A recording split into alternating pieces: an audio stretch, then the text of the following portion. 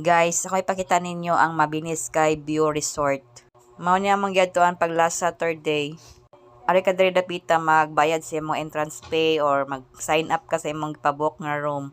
Nya kani nga area mao na ilang mga rooms diri. Which is tag 3.5 ang room kung weekend. Nya diri dapita ilang mga lamisa sa ilang cafeteria kung magkaon-kaon ka, magtagay-tagay ka. Ari ka diri mo lingkod magtanaw-tanaw sa nindot na view. Taga-kilid ani guys na yung mga mountain nga mga makita nimo, mga tag-as kayo nga bukid.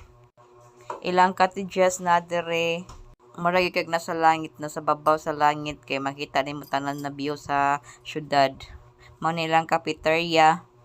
Ari ka mo palit o imong kinahanglanon mga like chicheria, mga makaon, mga paluto nimo adto ka didto mag-breakfast na dito po sa sulod. Nya masulod ta diri sa ilahang mao ni ilang reception area kung na mga events o na mga cottage diri sa kilid mao ni mga cottage nya. Mao na ilang reception area kung na mga event pwede kayo ari diri mag celebrate. Nya ang ilahang pool area mao ni diri dapita guys o atubangan kay bukid sa dindot kay tan-awon magligo-lingkod ka maligo-ligo kag pool.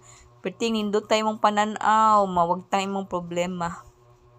Nya presko pa jud kay hangin. Nindot kayo. Mao na ilang gitawag nga sky view. Kay nindot kay view ang bukid.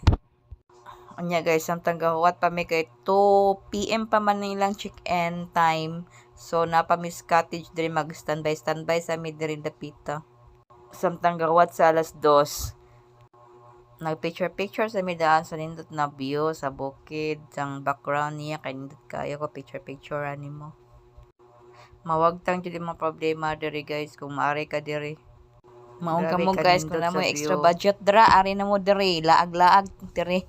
Magpabukid mo kaya ron mawagtang yung problema.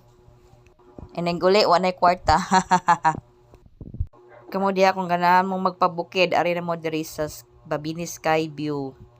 Kung walk-in ra guys, one day use ra kay mabayad mo entrance fee nga 350 ang entrance fee.